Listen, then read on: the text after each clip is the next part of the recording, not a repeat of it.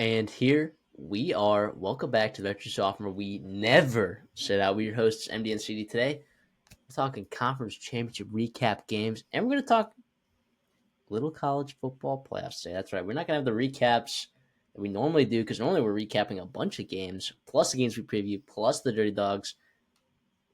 We don't have games besides the ones we preview. We don't have the Dirty Dogs to talk about, so we'll fill some of this time with a little bit of college football playoff talk because I know that people want to hear it. All right. It will be a bit of our reaction, thoughts, breakdowns. I will say that the suspense is ruined a lot by having the college football playoff rankings the week before.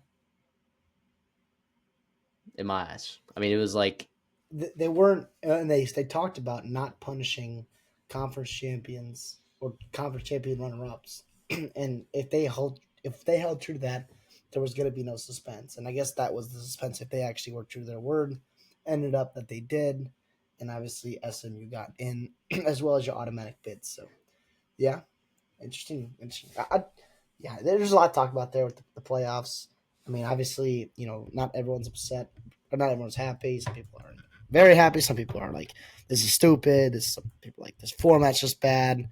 Whatever you may be, I don't know. I mean, in my opinion, I think stuff does probably need to change. But I'll be honest, like this has been a super entertaining season, right? I've loved covering it, right? I think too, it's not the worst thing in the world if your team gets left out for 1 year, right? I get how important it is and whatever it may be, but some of the overreaction has been a little bit, I think, just kind of like, come on, like really, SEC, you're gonna get upset about out of yeah, conference games when it was you're in conference losing to your bad conference opponents. That was the they reason were why you 4-0 lost. out of conference. And SEC guy, right? I'm a huge SEC guy. I am a firm believer that the SEC is the best conference in college Me football. too. And that is a fact. But when you lose, you control your own destiny. When Lane Kiffin's coming out saying, and Greg Burns coming out saying, well, we shouldn't be scheduling tough out of conference games, they did it. Yeah, Wisconsin, going to Wisconsin, yeah, that is a tough game. All right, I'll give them credit for that. But you went 4-0 and you're out of conference, dude. It wasn't you're out of conference that was the issue. In fact, if it had been a little bit stronger, I think you could have made a better argument, right? Over SMU. But man, like you lose 6-6 Oklahoma and 6-6 Vanderbilt, right? I mean, those two teams are bowl eligible because they beat you, right? Not because they're bowl eligible teams. No, because they beat you, they're bowl eligible. Those are not bowl eligible. They're not good football teams, all right? And you lost to them, Alabama. That's what happened. Okay, SMU, yeah, they lost to BYU.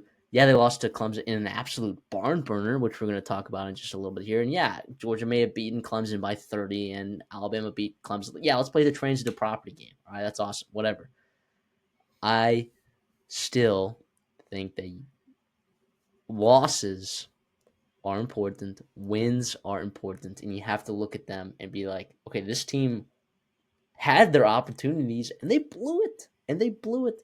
And SMU, where others stumbled, took care of business. Even though they didn't have the strongest ACC schedule, I get that. They still had some good wins. BYU ended up being a pretty good team. Clemson, as we know, is a good team because they're in the college football playoffs.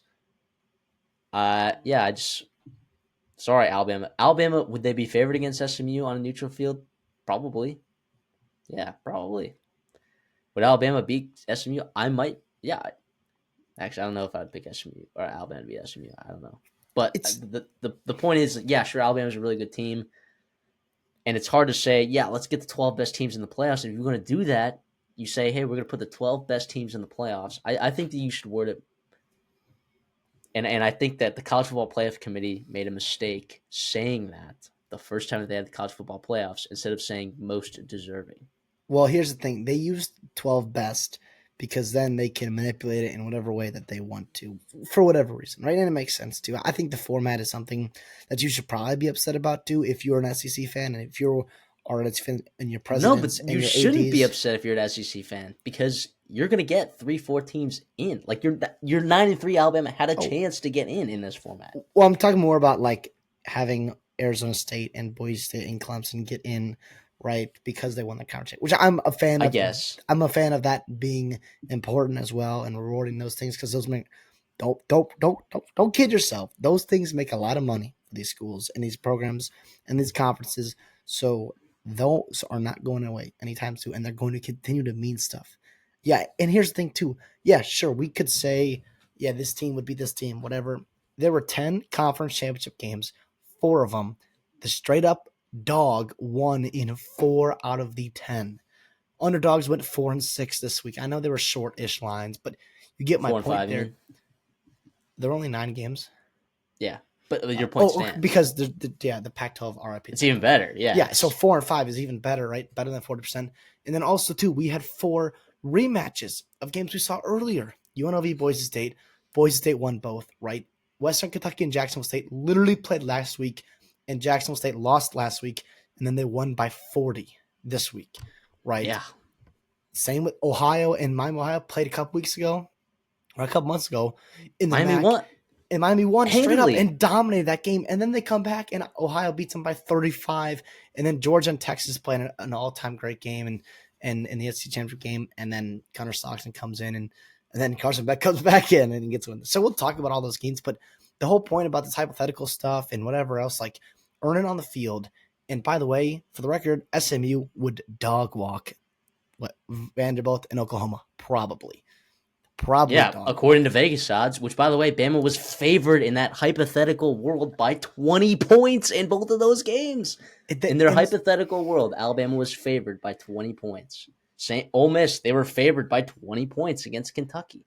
Big whoop. The biggest robbery is the freaking referees robbing South Carolina a chance to actually make an argument against SMU and that LSU game that was baloney. They should have won that game. But then again, South Carolina also had their chances against Alabama, and they also got dog walked by Ole Miss. Got drugged by Ole Miss. Yeah.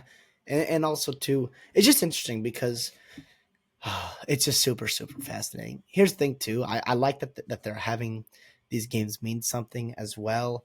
And the reality is, like, in the 4-man playoff, in the 2-man playoff with the BCF, and the 12-man playoff, if we expand it to 16, 20, like there's going to be teams that are upset and frustrating. My favorite part about this, though, is that if you are 12, if you're the 13th or 12th or 14th ranked team in the country, like you honestly do not deserve a chance to go out and compete. You had chances to compete for a playoff spot, and other teams, yeah, maybe they don't also deserve it as well, but you cannot get upset there. And I've talked to some rational Bama fans about this, and they have been on that side. They're like, yeah, it sucks we got left out, but we didn't deserve it. And also, by the way, if you're Alabama, you're not going to win the title. Like, you're a super, super flawed team.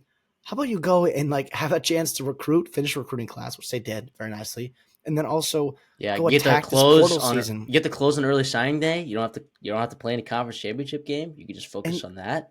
And you can travel, and you can do other things, and, like, you can really buckle down on this portal class and make sure for next year. Same thing with Miami and Ole Miss, South Carolina, like all those teams too. It's not the worst thing in the world. It's not the end all be all, but the reality is, and I'll say this again, I was not a fan of the playoff expansion, but number one, it's been great TV, right? We've had a lot of games mean stuff and continue to mean things. Now, a lot of times you had multiple mulligans, which is annoying, blah, blah, blah. Didn't matter though. I will say, though, a 4-team playoff this year would actually be awesome. And I think there are 4 teams that are probably better than everybody else here. And that would be a great playoff. But that doesn't matter to me. So who are those 4 teams? Oregon, Georgia, Texas, Notre Dame. Yeah, I guess. But the committee wouldn't agree with you because they had Notre Dame at 5, Penn State at 4. Penn State 4. But here's, like... Which I found a little bit silly. Which is fair. Like, Penn State, honestly, like, they're... But we've talked about on the show, like, that you have to penalize that Northern Illinois loss. You need to. Yes. Because that is a garbage loss. That has to be punished. Good point. I think the 4 best teams in the country, my 4 best teams I test, talent-wise, whatever, I would favor over people.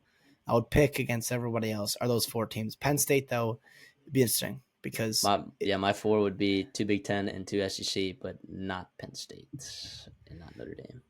Oh, Ohio State. Yeah, but they don't deserve it. They don't deserve it. They don't deserve it. But which is why that Michigan Ohio State game would have meant so much. Because at the end of the day, like Ohio State fans were like, yeah, okay, great, have fun, playing on a January bowl. Great for you. We'll be playing in December in meaningful playoff games. Not that the bowl games are meaningless. I take that back.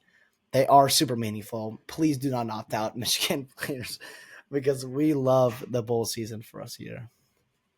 Yeah, I mean, you're talking to a Minnesota and Texas A&M fan. I mean, just Let's we go live in the Duke's bowl. Mayo We Bowl, we live in the Texas Bowl, the Duke's Mayo Bowl, the Las Vegas Bowl. the Bad Boy Mowers The Bad Bowl. Boy Mowers Bowl. We live in those worlds. All right, but yeah, I just last couple of thoughts, I guess, on the college football playoff. At least for me, okay. My reaction is I was not surprised by any of this. By the way, there was zero surprise. I guess the ordering which things were ranking, like you texted me right away. You were like, okay, Boise State over Arizona State. It's a little shocking for sure. And I would agree with you there. Absolutely, if you compare those resumes. But other than that, I mean, like, I like the fact that they didn't punish Indiana for. I mean, Indiana can only play their schedule, right? I mean, like, sure, you can talk about their strength of schedule, but they also beat the, excuse my language, fucking shit out of everyone. All right, You're excused. they dog walked everyone. It wasn't just like, oh, like they did the Bama thing, right? Where they did the Bama Georgia thing where they killed everyone that they played against, except Ohio State, and I guess except Michigan, which turned around a couple weeks later and beat Ohio State. So I think Indiana is a fine football team, and I think they deserve to be in the playoffs. I know people will disagree with that. Whatever. I think SMU is also in that similar boat as well. I I like the fact that winning your conference means something.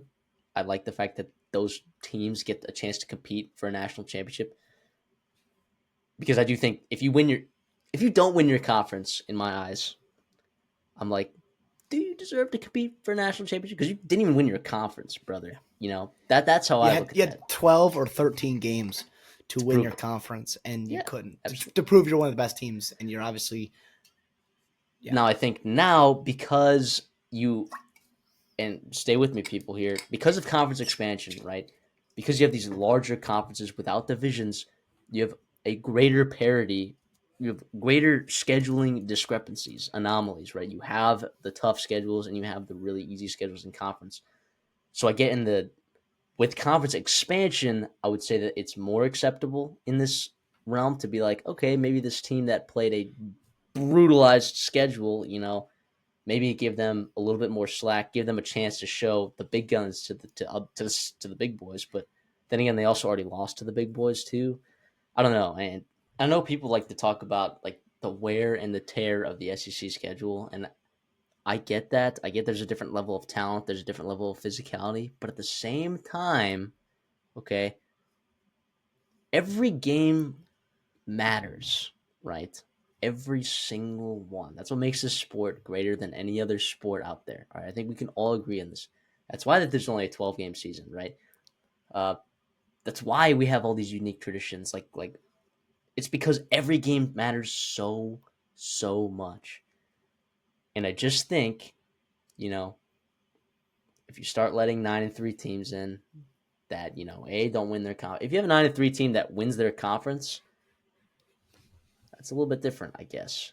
I would look on that a little bit more favorably. But if you don't win your conference and you are 9-3, that to me is an issue.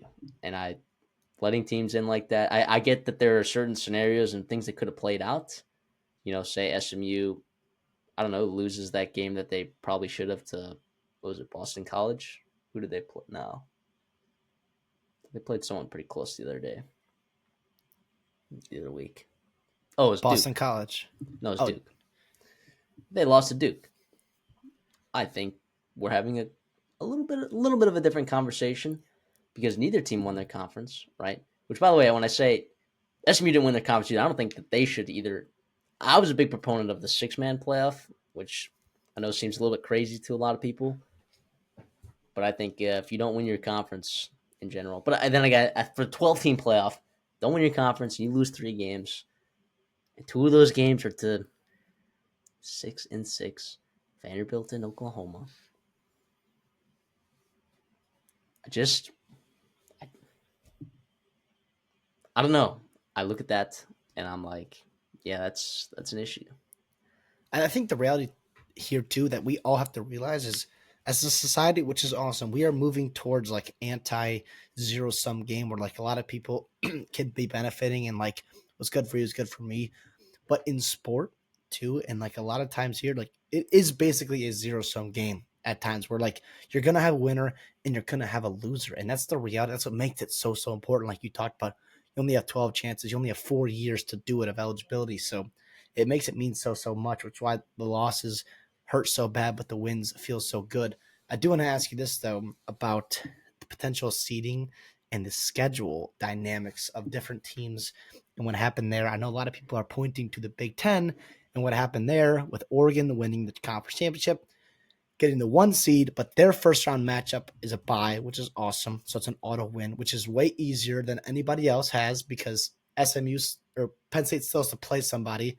I could absolutely beat them. So Penn State, SMU, but Oregon would have to play the winner of Tennessee and Ohio State, who most people think are, power rated a lot higher than SMU, and then Penn State's potential second round game would be against Boise State, who's coming off a bye. And if you're an Oregon fan, I think you might be a little bit more upset because you have to play a really talented Ohio State team that you barely beat at home a couple weeks ago, and then a Tennessee football team who's also really talented as well. Not that there's a perfect way to do it because we're going to have winners and losers, and I think that the dynamics are going to have to be wait until we actually play it out and see what happens because who knows what can happen in these games and whatever it may be. But is that something that caught your eye in terms of, maybe this is going to be changed going forward if Oregon loses and Penn State has a cakewalk to the semifinals? Here's the thing, I wouldn't even say that Penn State has a cakewalk because I kind of sneakily like SMU in that spot. But yeah, I do agree that that is the that's the most brutal side of the bracket. It is with that 1 seed, and you even look at Texas over there sitting there with a nice, beautiful 5 seed, and you got to play the quote unquote worst conference champion, which I guess was Arizona State. You could argue Boise State, Arizona State, whatever, and then also the 12 seed. So if you're the 5 seed, you're playing the last team into the playoffs, right? And you're playing the worst conference champion. To me, that's like, yeah, the auto buy thing, I think is a little bit. I'd rather have someone be auto in than auto buy if you have that conference. I don't know. Just when I thought that this, when I first had pictured this whole thing out in my head, I thought that, oh, the auto buy, that makes a lot of sense. It makes your conference games mean a lot more. We didn't expect Boise State. We didn't expect Arizona State. We didn't expect No, Miami and Clemson to fall the off top that they four were did just this supposed to year. be top four conference champions were just supposed to be top four conference champions, and then you also occasionally would have a bid stealer come in, like a Clemson per se, coming at the 12 seed that knocks out a team like Alabama. Crazy. So I think I reflect on this and be like, maybe there is a different way we got to look at that. That originally I thought was a good idea.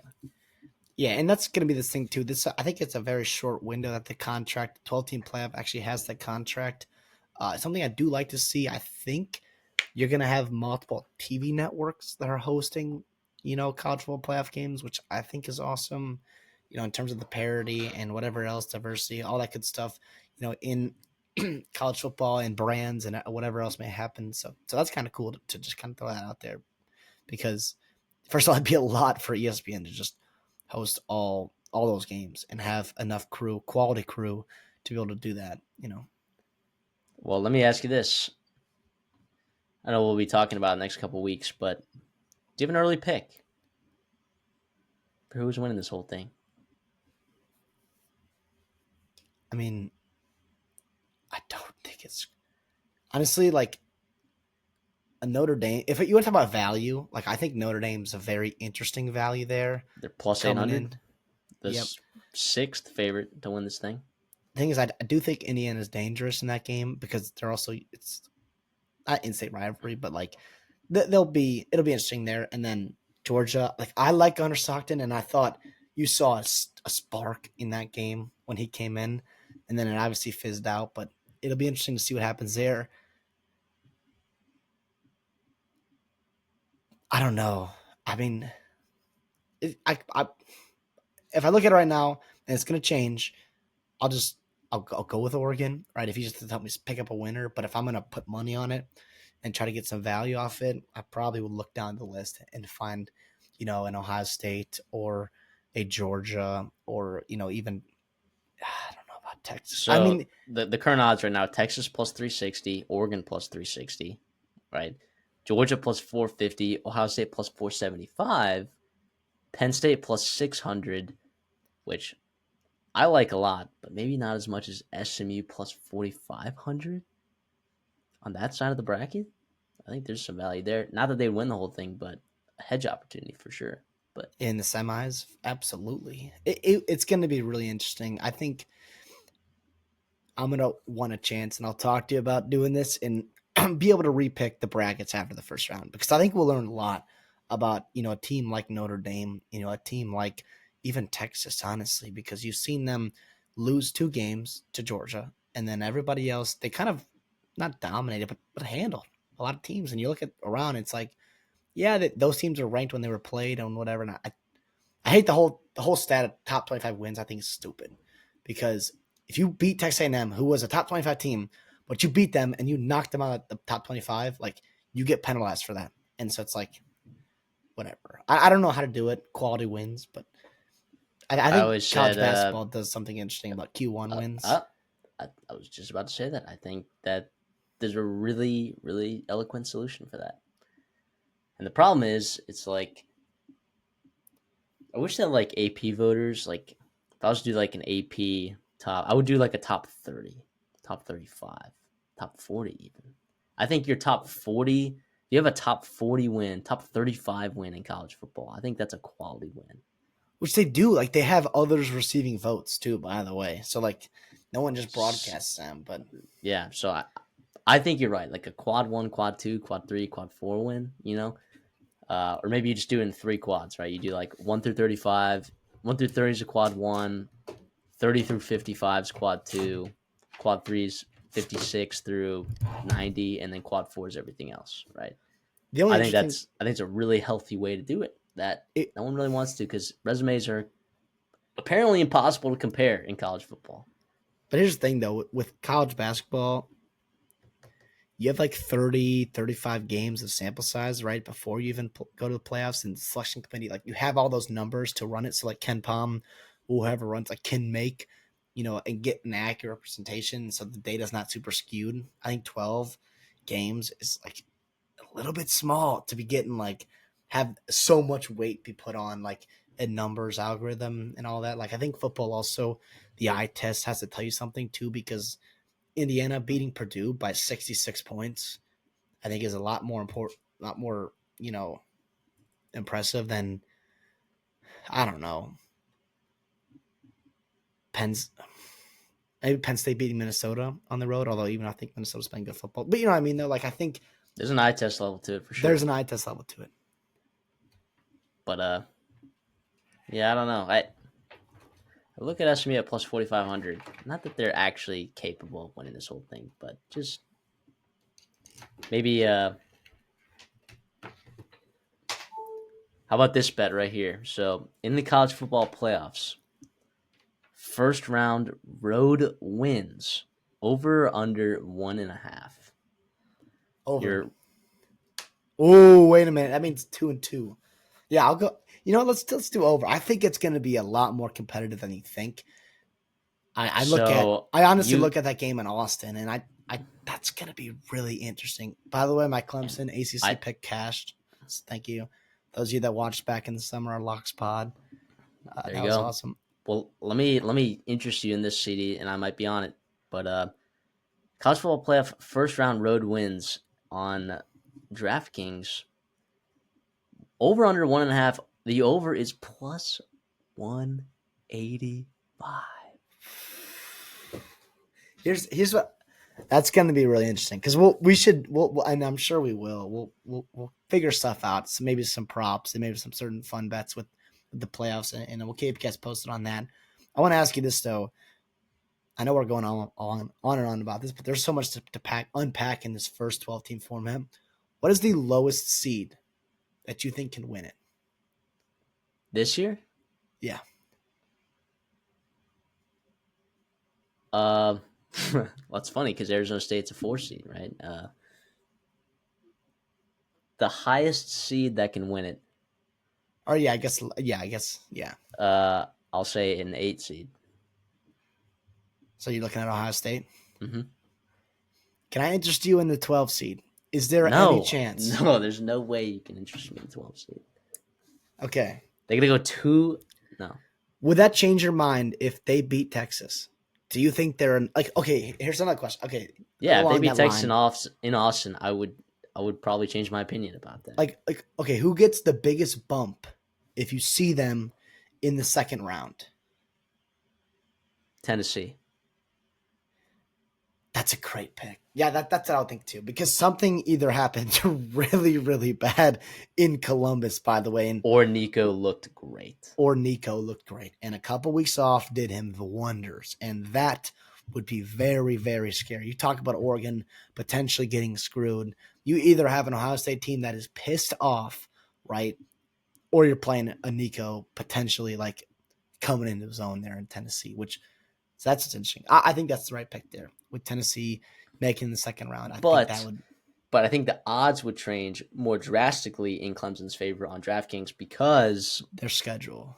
you have got to play Arizona State then after that, and then after that it's like whatever mess comes out of that tough part of the bracket, you know.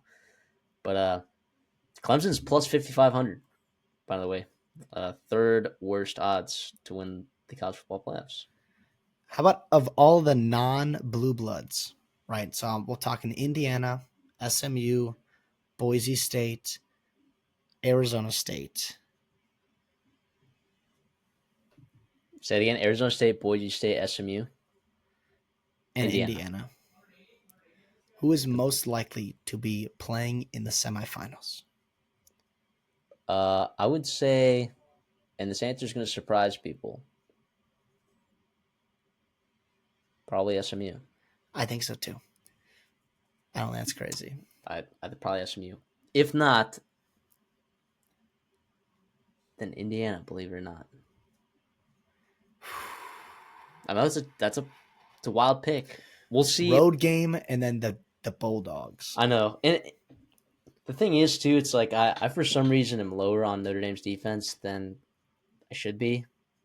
I think Notre Dame's defense is really, really good, and I think it's going to be a huge problem for Curtis Rourke. And it might be midnight, and Cinderella's carriage has turned into a pumpkin. Might be the Curtis Rourke situation that we get here.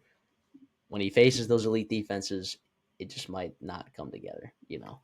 So I'm, yeah, I just think it's really interesting. So, but I also like there's some also fun bets here. Like how many total wins is like each team gonna have in the college football playoffs? You know, it's like Indiana's to have over 1.5 is plus 700. You know, So well, I guess that that means would like be. Wait, that would be that what's bet. SMU's? What's SMU's over 1.5? Plus 425. So not even that steep. So Vegas agrees with you there, which I think makes a lot of sense there, and that um, it's super Well, Arizona super State interesting. to technically Arizona State to make to the semifinals is only plus 310 because they got to win one game. They're only plus 310 seems a wow. Vegas is probably. I mean, they looked really really good, right? And Scadaboo is going to give people problems. No, but like they only got to win one game though. Like plus 310 means like they're 10-point underdogs to Texas basically or Clemson, Which I think is a what and off a which bye. I think is Well, and probably it's appropriate. which I by the think way, 10 I'm points is probably appropriate. do not quote me here. Isn't that game going to be in Phoenix? It could be. How do the bowl games like get distributed? I don't know.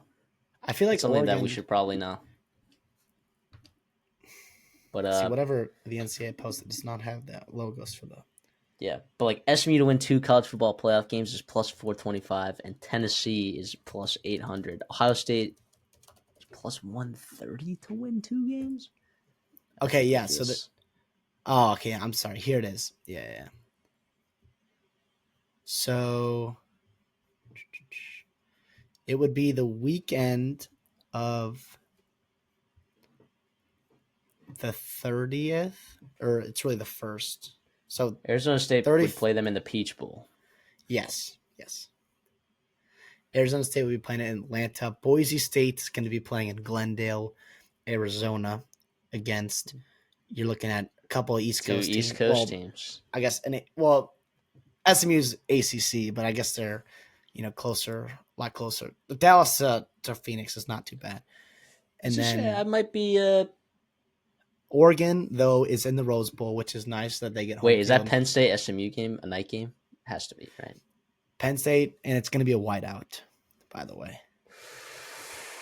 I know, dude. I know. I saw that and I was like, that is a freaking college football playoff game. We got a whiteout for a college football playoff game. Screw you, big noon kickoff. This is how it's supposed to be. Here's the thing, though. It'll be 12 o'clock local time on TNT, so it'll be an afternoon game because they'll have the Tennessee Ohio State game is the night game, and Clemson Texas is the 3 o'clock. There's so much to get into here. Yeah, we'll forget about it for now, but yeah, we'll be talking about it more. Make sure if you are listening to this part and you've endured all this, whether you agree with us or not, we're gonna have a bowl pool this year, so make sure you're signed up for that. We'll mention it several times. Yeah, make sure if you're listening on Spotify, there'll be a link in the description that you just gotta follow the YouTube video as well as Spotify. All you gotta do is sign up. It's free. And the winner of it's going to be getting a cash prize. So you guys make sure you sign up for that and pick your teams for your bowl games because we're going to be all over it too. So if you want to know the analysis, who's playing, who's not playing, what are these teams done all year, for the people that haven't watched these teams play, we're your guys. I think we do better bowl game coverage than probably 98% of your college football media. So, and we've only been doing this for like a year and a half. So, yeah, give us some credit there. So. But yeah, let's head over to just to count it really quickly. Let's recap it because we have to. Not a great day for us. Okay, I ended up in the negative once again. Sucks, dude. UNLV +4, big miss. We had some people in the comment section inform us after the show that some offensive linemen for Boise State were coming back. Had I known that, that's on me, guys. That's on me. I think that was shout out our viewers though. Thank you. Shout out our viewers. Which, by the way, because like we're not beat writers for all these teams, right? We do our best to like do the research and cover these teams, but like y'all be throwing us some good bones over here. So I like that a lot. We're not offended by that, by the way. If you come at it and you're like, hey, no, just this guy is. We know that we don't always we miss stuff. All right, so that's awesome. Miami Ohio -2.5, big whiff. Texas -2.5. Don't even know what to think about that. We'll talk about that. Arizona State -2, bang. Arizona State, Iowa State over, bang. And then you were on the Miami, Ohio under 44.5. No thanks to Ohio, but all the thanks to Miami, Ohio for not scoring at all. That cash. Arizona State -2. You're on that with me, bang. And then you're on Louisiana -5.5, which we'll talk about that. Maybe a Chandler Fields injury had a lot to do with that. And then Tulane -6. What the hell happened? We'll get into that. So I went 2-3. You went 2-2. Down units on the week, but on the year, you're still up 1.31 units. I believe at 41.36. I am down 2.24 units at 42.41. So, I mean, right there. I mean, my ATS for actually picking games as we kind of transition over into previewing games. Well, first I'll ask you, like, the one that you regret probably is Louisiana -6, right? Is that the one that you regret? Well, I mean, Tulane too. I mean, what the hell? I mean, that's what I'm saying. Tulane -6. That's what I meant to say. Oh yeah. Well, and both of them were pretty bad. Yeah. But like Chandler Fields. Yeah, I think if you play that game again, I don't think they lose by 28. Now, it was tough to lose at your own home field by 28 to coaches. Now going to the Southern Miss, which we'll eventually talk about, by the way, our coaching coverage. Coaching carousel, not continue to toot our own horn, but we'll be locked in and dialed for that as well. But yeah, Tulane Army, that just all of a sudden I was like, wait a minute. I got off of work and I was like, holy freak, what just happened there? And yeah, it just never got better. Tough start for Tulane. Also tough with their quarterback going, in the portal and all that stuff. But at least you get Summerall back for another year. So that's at least, some kind of silver lining there. But yeah, that was ugly. Both of them were. If I'm going to lose, might as well lose big. So. Yeah, I'm with you. Yeah, my stinkers were Miami, Ohio. Which I didn't, it's just like we'll talk about it. Going back in time, knowing what I know, I'm like, how could I have known that they were going to lose by 35? How could I have known? I don't know. UNLV plus 4 is the one that I regret, and I thank our viewer for giving us that shout out, that nugget. If I had known that, I probably would have leaned away from that. The one that we talked about it. As soon as we knew that Tyler Huff was playing, we just should have been on Jacksonville State. We just should have I been. I was concerned, how it About was his going to health. look. Yeah, Yeah. yeah. And we were going back and forth with one of our comment sectioners guys, and it was like we almost I was really close to just live betting it and being like, okay, he looks good right now.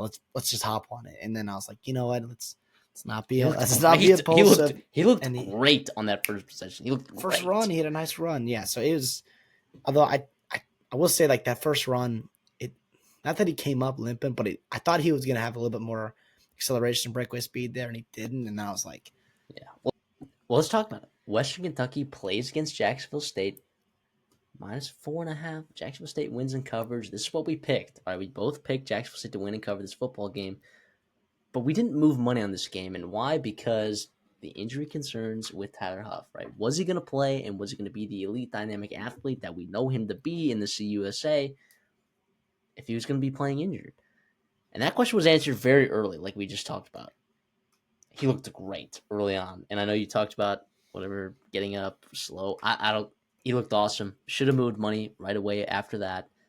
Uh, he's a good football player, and this Jacksonville State team is really good. This is what probably last week should have looked like. They came in ready to play. They were more physical. They ran the football well, and they shut down Western Kentucky's offense pretty darn well early on. So they did. They did. And that was the key to this game here, getting going early with Tyler Huff and Trey Stewart, two of the more dynamic players in the CUSA and in the country as well. Huff is probably your QSub player of the year. So losing him last week was a big difference. Obviously, you saw that. It is hard to beat a team twice in a row. And we talked about that too, where, if you're Helton and you're Western Kentucky, it's just really tough to go out there and do it again. And if you're Jacksonville State, like how much did you hold back? And obviously, I think it was a good amount. They had a good scheme going up against the Hilltoppers. Usually, the second time you play each other, sometimes you will see that. So yeah, it was awesome. I mean, if you told me that they were going to run for 6.9 yards per carry, over 380 yards on the ground, yeah, that was okay. Yeah, how much they went by, and it was 40 points. They took care of the football, right? They won the turnover battle. They were good on the ground, good on first down, good on second down, and pretty good on third and fourth down as well. Over 50% on those two downs. So overall, it was dominating, and it was good. It was good to see that for Rich Rod and the Gamecocks there. This is year 2, by the way, year 2 in the FBS, and they just won this USA. Arguably probably the worst conference in college football. Who cares though? This is something to be absolutely celebrated and be respected down there in the CUSA for Jacksonville State. A lot of very good football players they have on their team. We'll see what happens, obviously, in the portal. We'll see what happens in bowl season. We'll see what happens with Rich Rod. I don't care. For right now, I'm just celebrating both these teams had a heck of a season. And obviously, Jacksonville State ended up coming up on top in this game here, which was super exciting. Um, yeah. yeah, both these teams Oh, will be that'll be playing. a fun game though. Yeah, I was gonna talk about their bowl game there. Jacksonville State playing against Ohio, the Yeah, Cure and Bowl, Western Kentucky, right, both coming of up them. soon here, Yeah, Cure and Bowl on the Western 20th. Kentucky. West Kentucky even sooner on the 18th, playing against James Madison. So both those games are going to be awesome. The boat. Jacksonville State, Ohio game, that spread's 2.5. The Western Kentucky James Madison game is a 7-point spread. The 7 points being given to Western Kentucky at +7 there. But here also too, I'll give West Virginia or Western Kentucky credit. They tried to go back to sort of that game plan that worked for them before early on, was like running the football, which they don't always do at times. It didn't really work when Jacksonville State was just kept scoring, right? And Yeah, and you try to look at yeah, like what went wrong here. Obviously, you had the fourth down. You didn't get that, led to a touchdown for Jacksonville State, and then the fumble as well.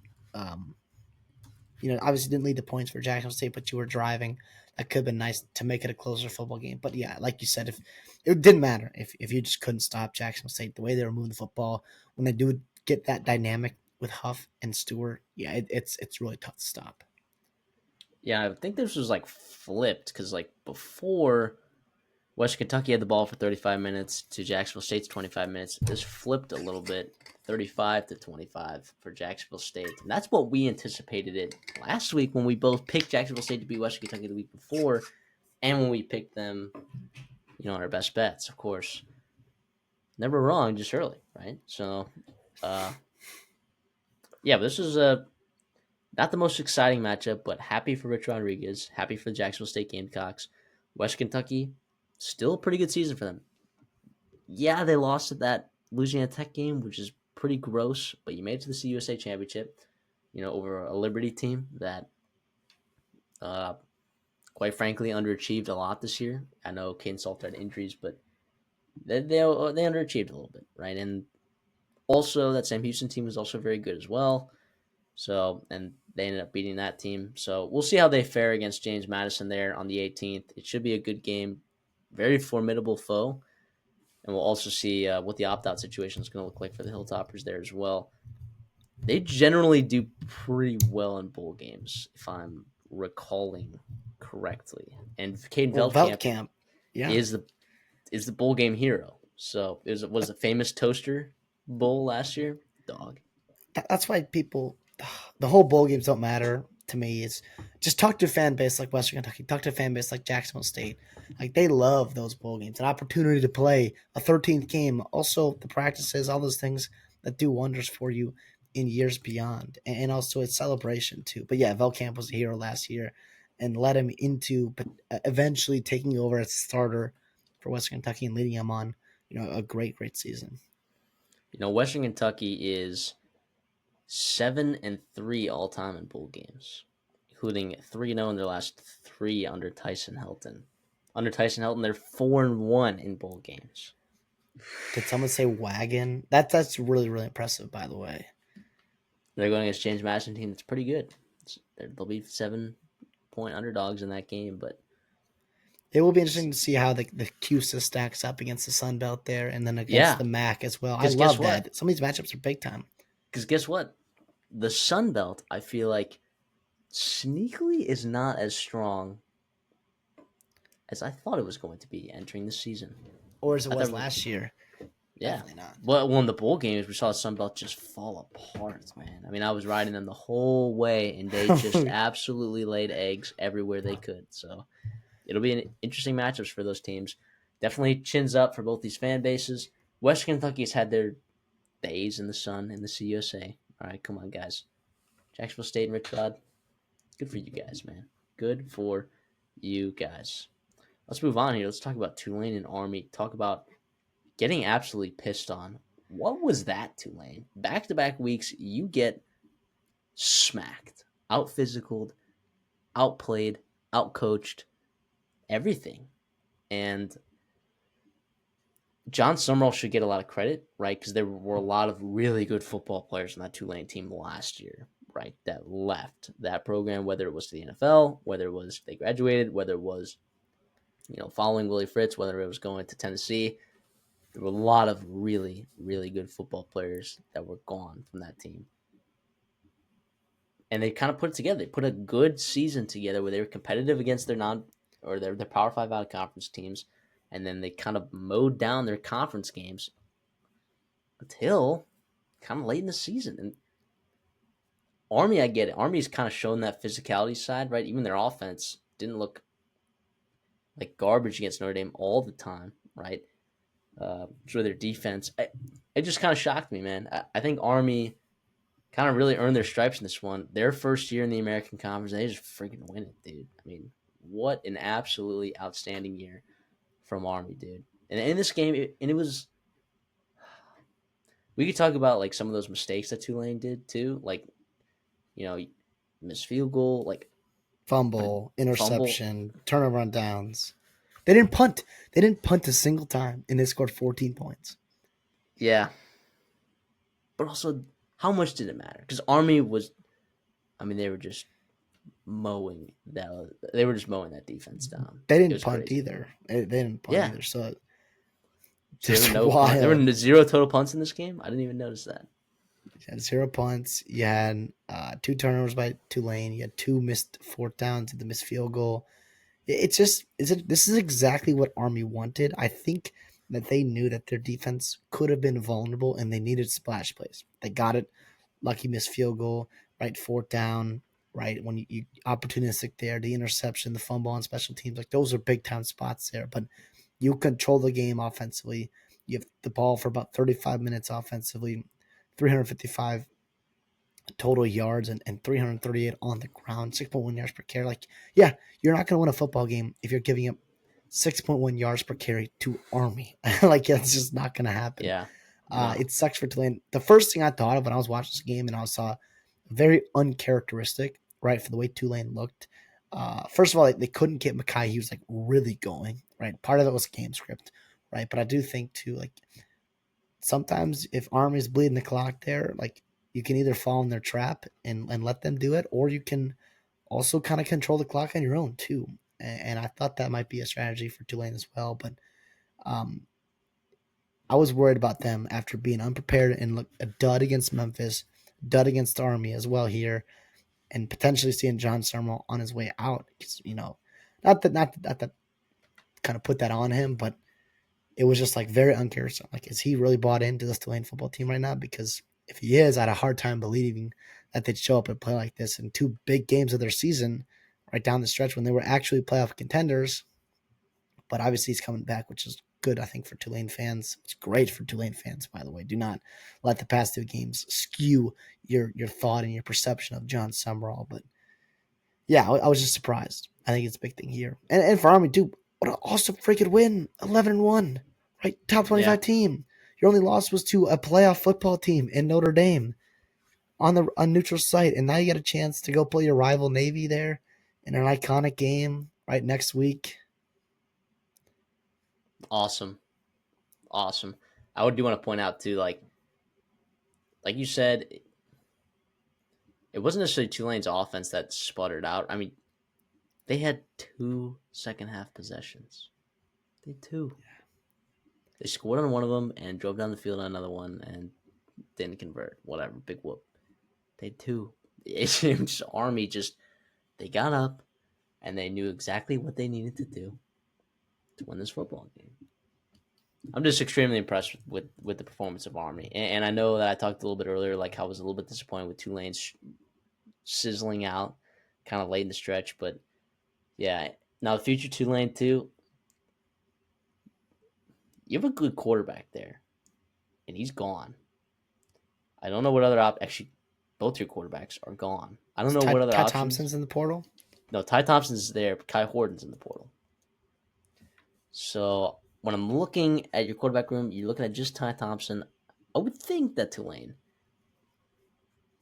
is exploring options in the portal at quarterback. I would think. It'll be interesting to see where they look. I think there's a lot of Chris and I were talking about this before air. There are a lot of really sneaky quarterbacks in the portal that I think would love an opportunity to play in a Tulane offense that's very friendly to the quarterback because it's very run happy and also it's made quarterbacks look really efficient. So And they've shown the ability to put together good weapons in that team. And by the way, you play in an American conference, which we talked about this all off season and most of the season too. Like, not a lot of great defenses, so you could put up pretty good no, stats there, and you can put on good film for the NFL or for whatever happens there, and also make competitive money as well. So yeah, I'm with you there. I think if you don't think Ty Thompson's the guy, or even if you do, and you're bringing competitive depth, I think you can look around and throw a stone, and I think you can find some quality quarterback options. Right? Maybe not world beaters, maybe not Heisman Trophy first round pick guys. Right? No Caleb Williams. Right? Nobody like Quinn Ewers going to be going in the portal. I guess Quinn Ewers as a freshman going in the portal, right? He could go in the portal this year. Who knows? But the reality is, you know what I'm saying there, where they give a multi-year first-round quarterback. That's not really going to happen. But I do think you might have, some pretty solid options. I do think I'm not super worried.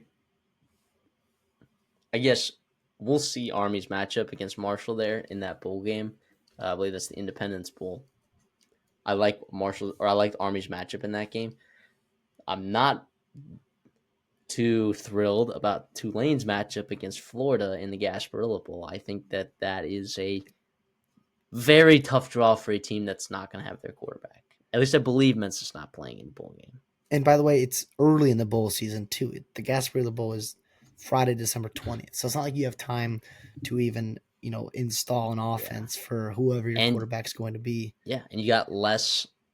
You didn't get the bye week that essentially Florida got, and haven't perused Florida's transfer portal situation, but I would It's believe that pretty good right now. I would think that they have a lot of players playing in that game sneakily. And I would 12-point assume game right Lagway now. is. It's also going to be in Tampa, so it's Yeah, not a huge home field advantage for Florida, but kind of a huge home field advantage for yeah, Florida. no, it absolutely is, absolutely is. So, but it'll be interesting to see those two teams. I mean, Jacksonville's it's kind of far from New Orleans. Kind of is. If you think about it, if you drive down I-10, that's kind of far. But Well, yeah, regardless, and Gainesville's up at the north, but I think just there's a lot of fans in the Tampa area that are Florida fans, as well as Tampa is like a destination to go and have a mhm. nice weekend as well. So I mean, credit to both these teams for coming out and fighting their way into the conference championship. Just credit to Army, dude. What an unbelievable effort from this Army team. Really all season. I mean, you had a couple slip ups, right? The North Texas game was a little bit of a scare, but I mean, when I don't know too much about him, right? Before I even say anything, but when are we gonna get a look at is Jeff Monken gonna get looks anywhere So anytime soon? there is some steam there. I hate to say that. Now I will see what happens. Obviously, who knows with what's going on there, but you have to be impressed. First year in the American, by the way. We talked about all those newcomers in the conference championships, right? Army was one of them, right? They got a win there. Oregon got a win. Jacksonville State's a second year team in their new conference. Arizona State got their win. Very very intriguing to see kind of what transpired there in these conferences with some of the conference realignment and having immediate success. I think that's awesome for those schools. I do think it puts added pressure on some other schools and coaches who are not performing early in their tenure in these conferences. But yeah, like you said, Todd Monken, credit to Jeff Army. Monken, Jeff Monken, sorry. Todd Monken, someone else. he's in the NFL now. I think right? He's with the Ravens, whatever. Ravens. Heading over to the Mountain West, UNLV went on the road to Boise, Idaho. He got stomped, dude. I mean, had I known that, I say this, but had I known that Boise State was getting back offensive line, I didn't realize they were missing offensive linemen. By the way, bozo me, right? I didn't realize that they were, and for that long too. And Gentry's still running for 200 yards a game, by the way. Yeah, yeah. How about that? And then he comes out this game, absolutely puts on a world class master beater, and still had stuff, still left some food on the table. I mean, honestly, if you ask me, but I mean, he played his heart out. I mean, they're not winning that game without him probably, and it looked 32 ugly. carries out of 35. Like they had no other running back. We talked about him being a workhorse in this game, not only to put him on display for Heisman Trophy voters, but also because they're going to need him. And boy, did they. Yeah, people were talking about like, oh, look at him, garbage time, getting carries with like 2 minutes left in the game. Unreal, unreal. People are talking about that. You Unreal. you talk about garbage time. You talk about the Yeah, team in Colorado, bro. Then I throwing the ball with time expiring. No, and I also I do want to shout out Maddox Madsen here. I did tweet something out about him, but his stats aren't super gaudy. His plays not super gaudy, but what he does, I think, is so important for this team. And what gave me confidence to pick Boise State was Madsen and how consistent and reliable at times he has been. He was so clutch for them in that first half. Obviously, Genty had the spark run at the end there, which is such a weapon to have, by the way. 30 seconds to go in the half. back And yeah, pocket. you don't, yeah, you backpedal. You don't have maybe the weapons or the quarterback to trust to go and get you 30, 40 yards to go and kick a field goal, but you can just hand it off to him and you have a chance to go 75 yards there. Yeah. And that broke open the game there because 14 is absolutely manageable for this UNLV offense and this team. Um, and I know Boise was getting the ball at half, but to me, it was almost a backbreaker, right? Because Boise got that score, and then they get the ball at half. Obviously, they went 3-and-out, but it just felt like the air was just let out there, and obviously get the crowd going as well. And it's Boise State defense. They got after Haj Malik Williams, bunch of sacks, 6 sacks. We talked about those And edge they've been doing rushers. that, by the way. The defense has been getting after people recently. I think Yeah, I, I think I failed to mention that before, and maybe failed to calibrate that in my pick this week when I picked UNLV and also put them in my best bets. Unfortunately, yeah, you were on this team, dude. You've liked Boise State the whole way, man. except in one against San Diego State. I thought put them on upset alert because it was crazy value after they played UNLV. But regardless, so I also wanted to see UNLV run the ball a little bit more, with their running backs and not necessarily just feed Haj Malik Williams. I know Boise State looked very good up front and they were, kind of controlling that at times. But I mean, Jaden Thomas, I think, is one of the better players in the Mountain West, and he had 6 carries for 10 yards, right? You just couldn't get him going. So, and obviously you talked about Ricky White in the pregame here for us when we were previewing it, and he only had 4 touches. So, like, different manufacturing. And I love UNLV and their offense. And obviously Barry Odom's heading over to Purdue, which congrats to him and his family for that upgrade there. Pay raise. When I say upgrade, I mean pay raise. We love our Mountain West here. I'm a Big Ten guy, but I love our Mountain West here. But so I don't know if it's necessarily a huge upgrade. I think for Purdue, it's a huge upgrade because Barry Odom's fantastic.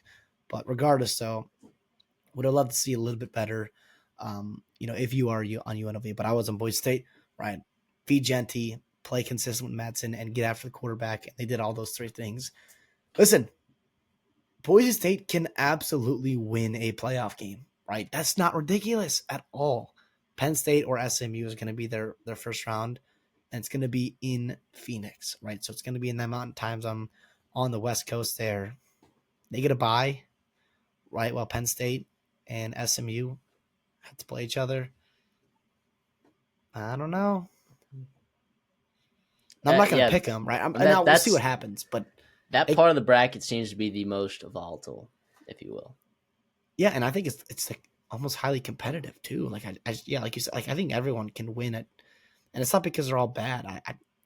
I don't know. I think people have Boise State and they're just like they just assume that they're going to lose a game, and it's just like feed them to the lambs. But I don't think that at all, and I think they should be hopefully a little bit and gain a little bit more respect because this is a very good UNLV team, right? That they kind of just handled.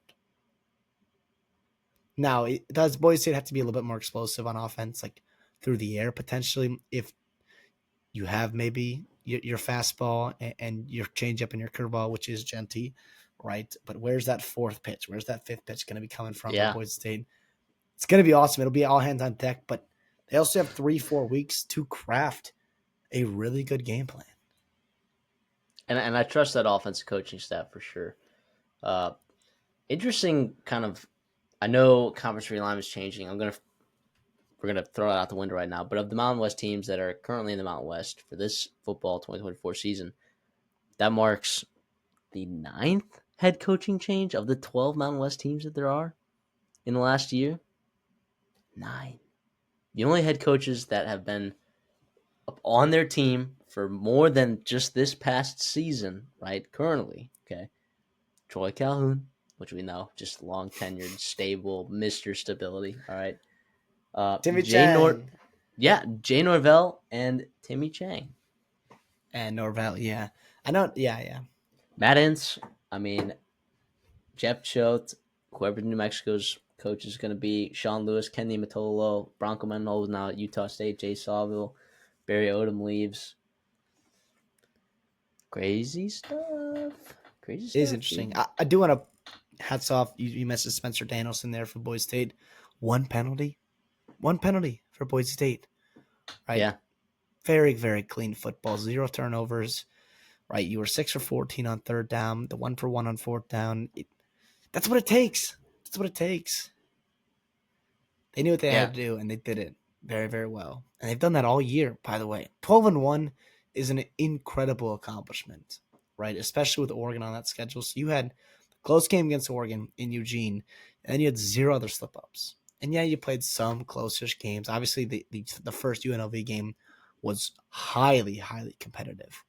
Highly competitive. And in Nevada made you sweat a little bit there, as well as Wyoming a bit. But it, yeah, it's just hats off to Danielson at Boise State, because we talked about him. Like, is he really the guy there for Boise State, or did they kind of just have to hire him yeah, that was a because real conversation that we had.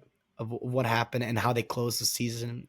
And it made sense, obviously, and we weren't knocking it, but we were like, could you have been a little bit more exciting in your hire? And it turns out maybe we were wrong. Like, this, he's been awesome. Now, obviously, he has the benefit of Genty, but it's not just Genty too. By the way, like, a lot of players are playing good football, and his defense, that's who he is. His defense played awesome in this game.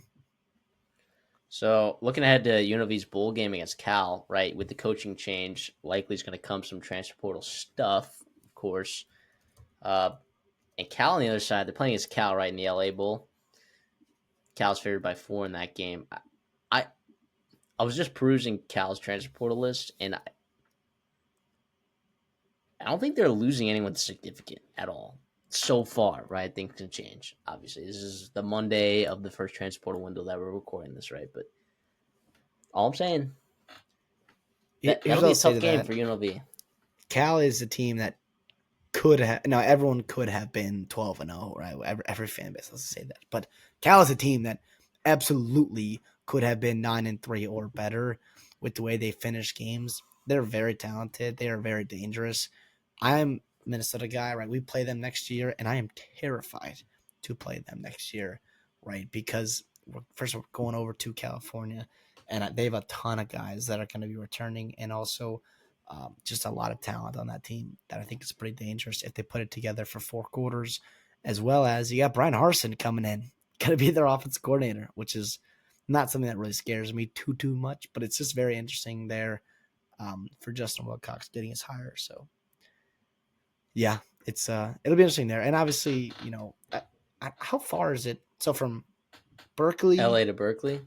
to I LA, don't and then know. from Vegas to LA. I feel like Vegas to LA, it's very. I mean, it's obviously a quick flight. Like, LA I'm to not going to drive Berkeley over that. is a 6-hour drive. I was And wondering, like, then because I was like, oh, it's in Las California, Vegas but is it is really? a 4-hour drive. So it's actually, Las Vegas is actually closer than Berkeley. I'm sure both teams will fly though, right? Yeah, yeah. So Or at I'm least, sure there'll be fans from both sides over there in LA. I mean, there's UNLV fans in LA. There's Cal fans in LA. I mean, it's LA, right? So you'll have local fans there. yeah. So And that's coming up soon. That's next Wednesday. yeah, that's a game I'm excited about for sure. Heading over to the Big 12, Arizona State absolutely put Iowa State in a meat locker and just let them have it. Cam Scadaboo, oh my gosh. We've talked about on the show, I mean, I don't know, the last 2 seasons, almost 3 seasons, because we're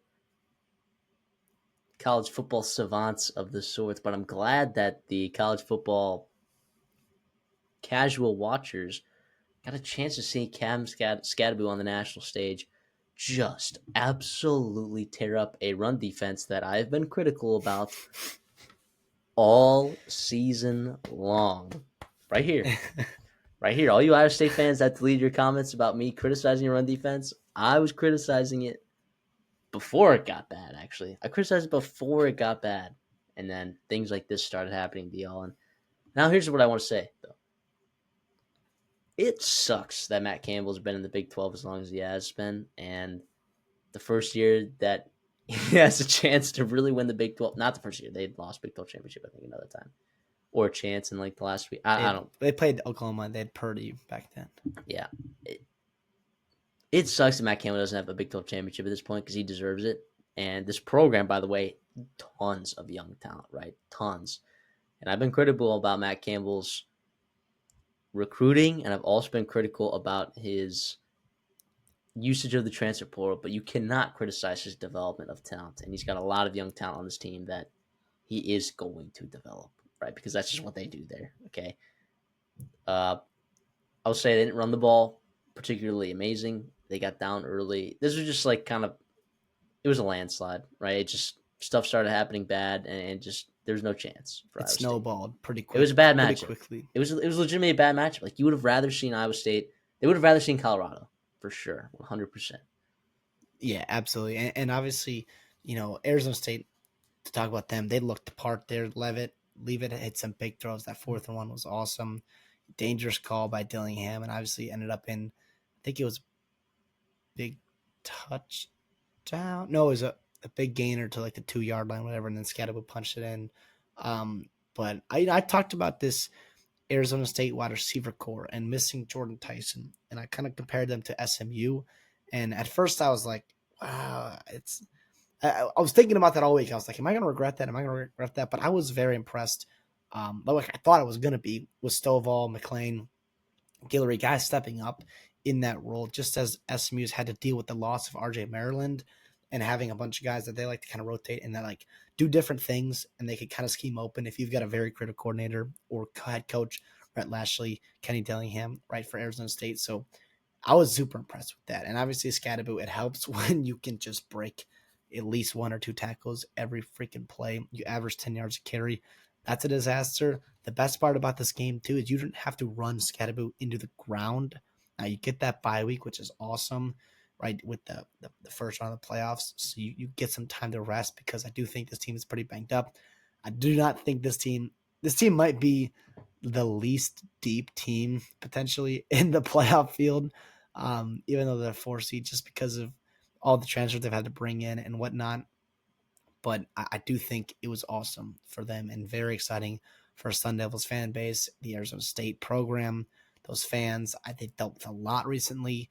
What Dillingham has done is nothing short of sensational, right? And he deserves all the credit he's coming his way. I hope he stays there, because, I hate to actually bring it up, right? But I do hope he really stays there, because he's a lot of fun in the Big 12, which is wide open in years to come. And it still is, by the way, make no mistake. It's not going to be Arizona State or Iowa State running away with it, right? I think there's going to be a lot of competitive football teams, but both these coaches have their programs moving in the right directions. Absolutely no surprises there. But yeah, it's just awesome all around for Arizona State. Sucks that it kind of got, lopsided in that second half. It wasn't really a super close game. Hope Rocco Becht is okay, right? He took a big hit there. Obviously, hate to see that. And yeah, it was interesting to see that. Like you said, that running game, well, for Arizona State was obviously very good, like we thought it was going to be. You even saw Jeff Sims get some of his in that Yeah, fourth quarter there, which is hilarious. that's awesome. It's But that's for awesome. Iowa State, I talked about them like potentially abandoning the run, and like that's scary. And I know you got down early, and you even had 32 attempts, which is good, but consistently when you needed it in that second and third quarter, like you didn't really get the running game going, and that I think kind of halted some of your drives and made you push a little bit. So this Arizona State team's dangerous, and we talked about like don't get down early to them, because they have jumped on everybody since they've been hot. They did it again. 24 points at half, 21 more Yeah. in that third quarter. If you're They Penn just keep State, going. not Penn State. If you're Texas, don't get out to a slow start. Or Clemson. Don't miss out your chances in the red zone against this team. By the way, not that I think Arizona State has a legitimate chance of winning this whole thing, but like, good God, like if they do what they've been doing, like it'll be interesting to see a young quarterback.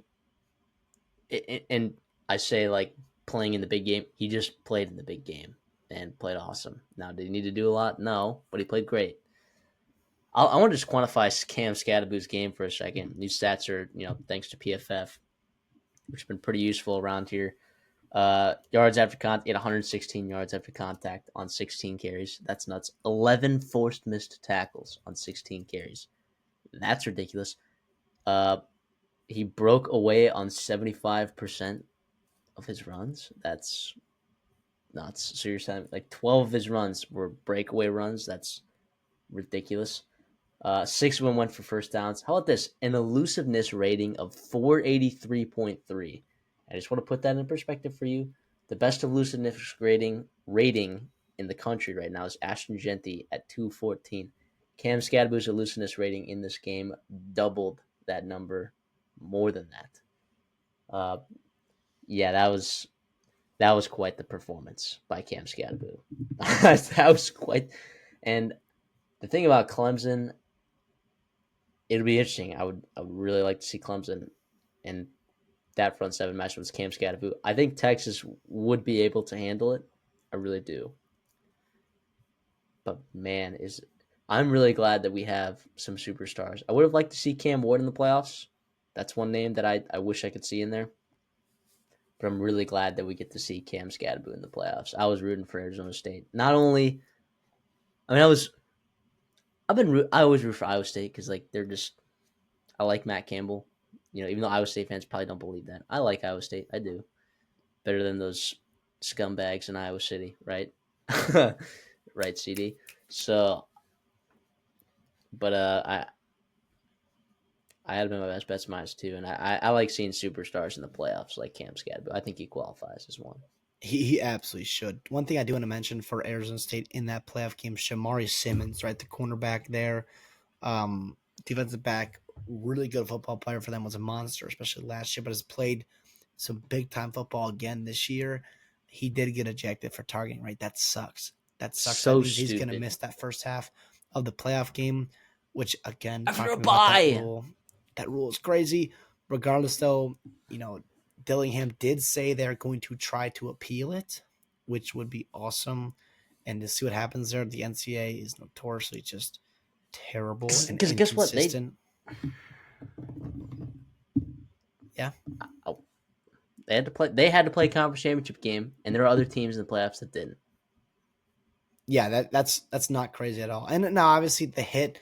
I mean, I'm looking at it again right now. It was a big time hit. Yeah, it I mean, obviously. Yeah, it was. He laid the wood for sure, but now, come but on, come you have on. to, if you're a senior though, you're up 35 points, right? I know.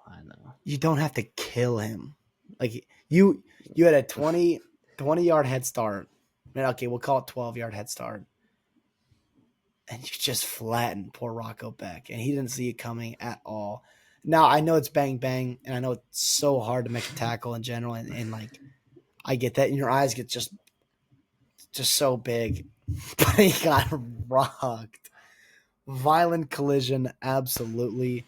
But the other thing too here is in a just broader topic here, like what is he supposed to be doing? Because if he goes low and he takes out his knee, like Beck's out for the year and probably next year too, right? And so Yeah, that sucks too. I know head injuries are very serious. Trust me, I'm right up that alley in my in my personal or my professional life, my academic life. But it's just again like what is he supposed to do in that spot?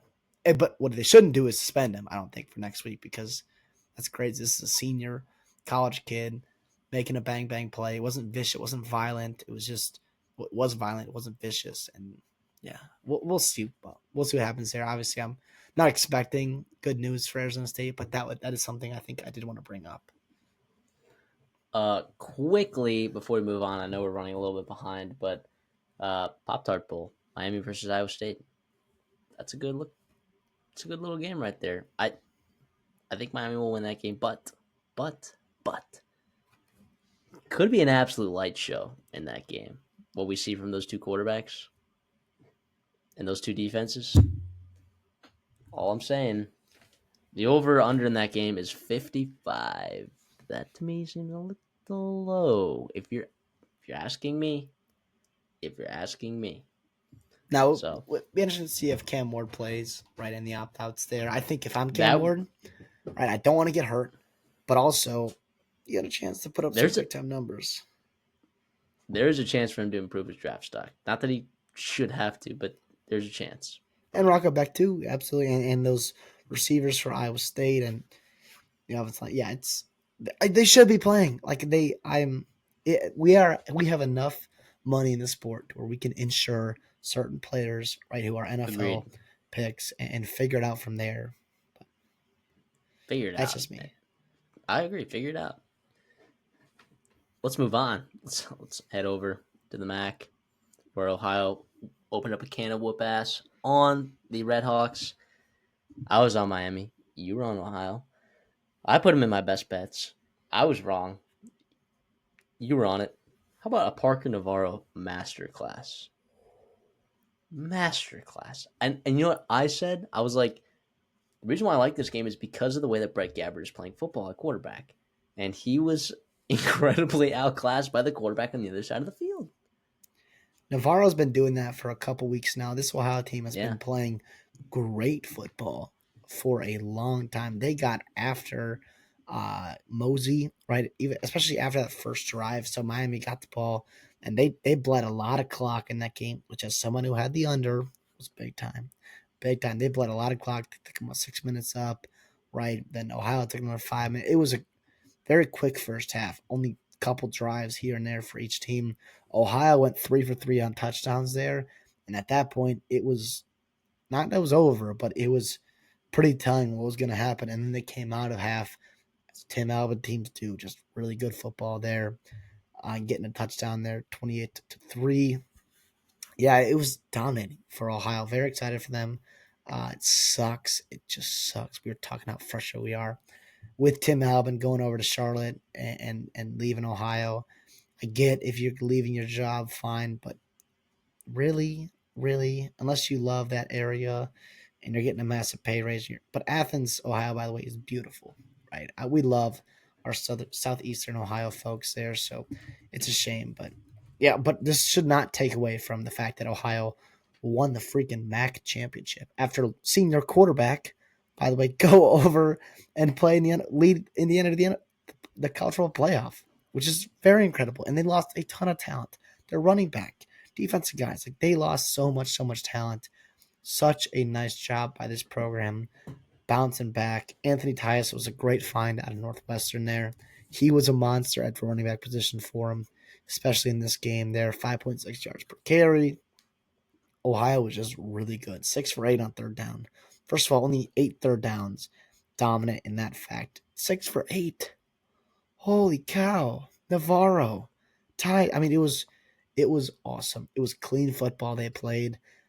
38 minutes of time possession, just about 468 yards, 32 first downs. I mean, what a job done by Ohio. Yeah. Yeah, really, it was. I do want to comment on that Tim Albin, though, thing a little bit. I will cut him some slack. At the G5 level, it's a little bit different, right? Because you're not getting paid as much money as the big guys, right? He's making only like 700K at Ohio, which is, by the way, wild. Wild that he's only making that Criminally much money. underpaid. Criminally underpaid. Big Biff over at Charlotte before he got fired was making $1 million a year, right? So I believe it's going to be a 5-year contract. I don't know what the nuances of the contract are going to be. I don't know how much he's going to be paid. I just thought that he was going to have a better job. I just thought that a Power Five team would take a chance on him. I really did. That's not necessarily a Power Five team, but just like higher level. I just don't look at Charlotte like that, you know. And geographically, you're in a really good spot.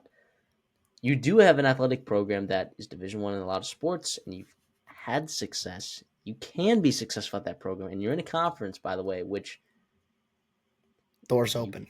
Doors wide open, right? Doors wide open, but you got to build it, right?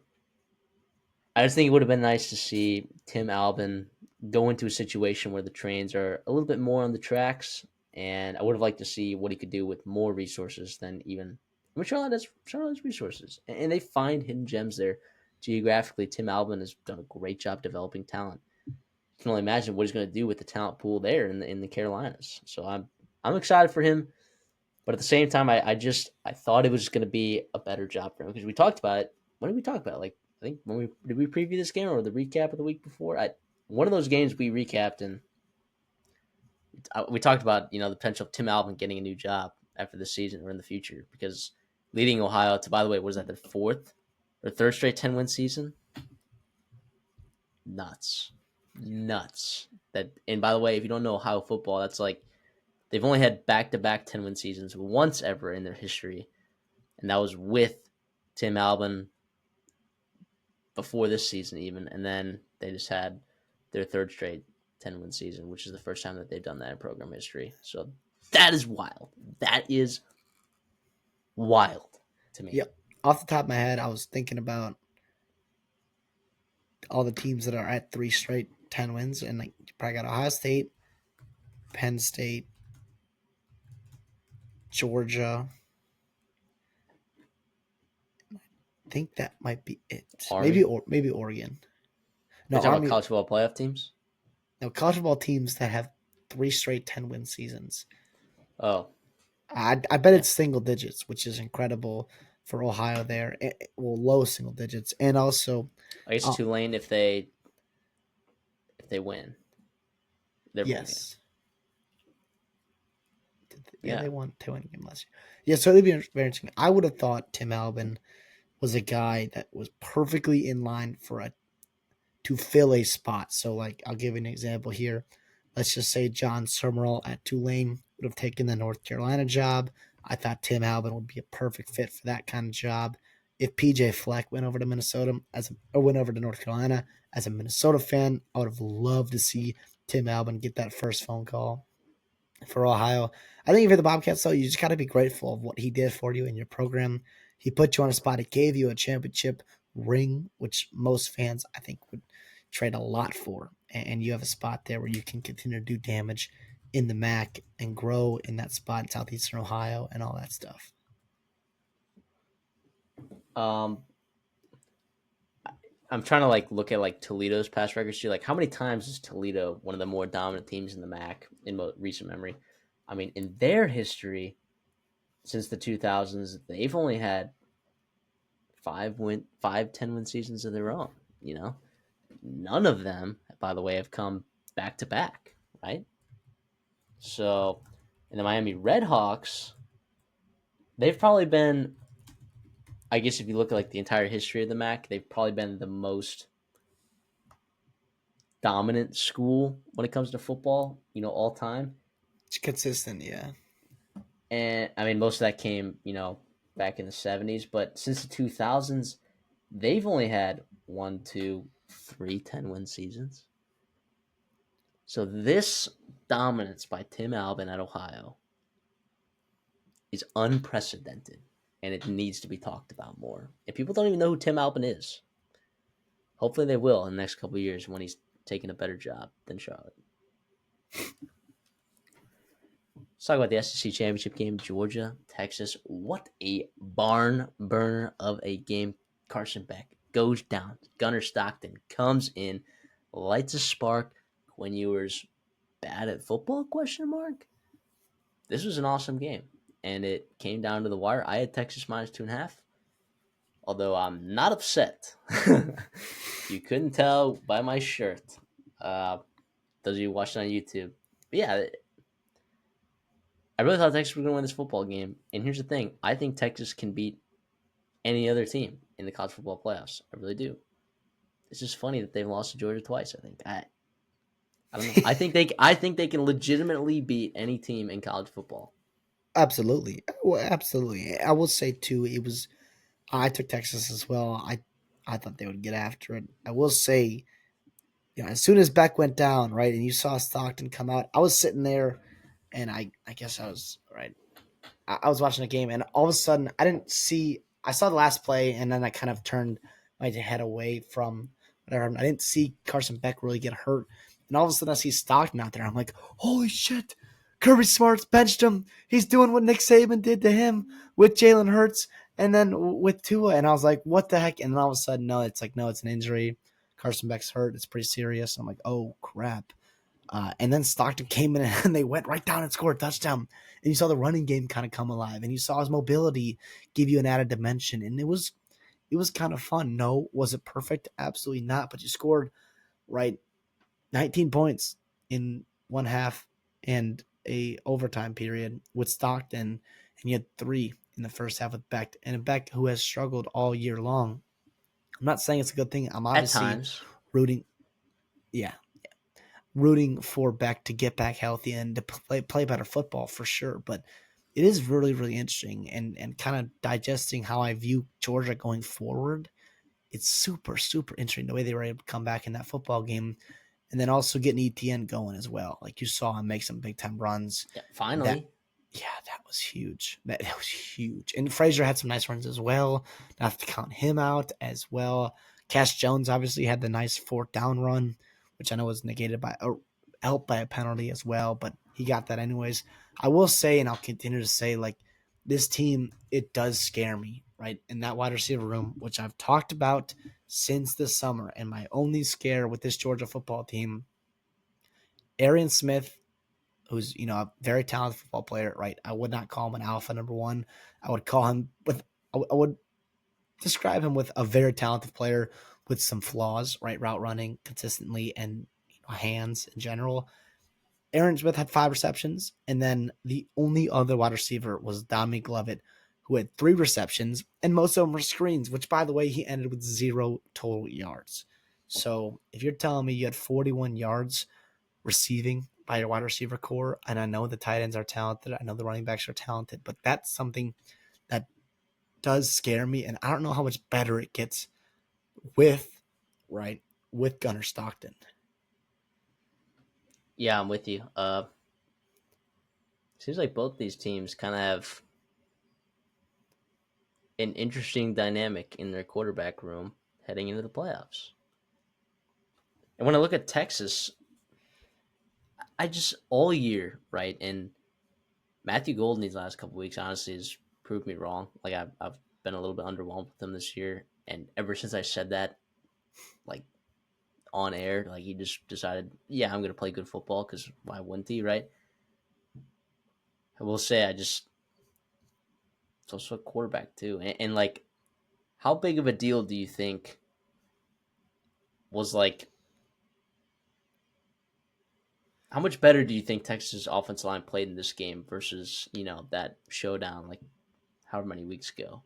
I think they played significantly better. Quinn Ewers still got sacked when he got pressured. Like Yeah, you saw but him pretty mobile, he loves doing that. except against A&M, right? He had a couple nice plays, Why which not? extended drives and whatnot. I know. But listen, I think Quinn Ewers, I mean, he had 358 yards against the Georgia Bulldogs, right, in Atlanta. Like that's, I think, pretty impressive. He made some beautiful balls.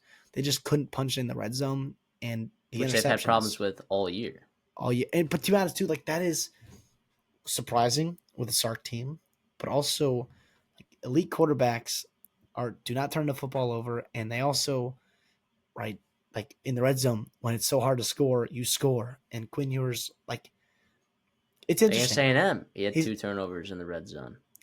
he's not an elite quarterback, right? I'm gonna move off that. Not that I've been on that for a while, but like he's not. Like we're waiting for him to come out and throw, right, a flawless game, and he could still do that, sure. But I just think we might be a little past that right now with the way he's playing.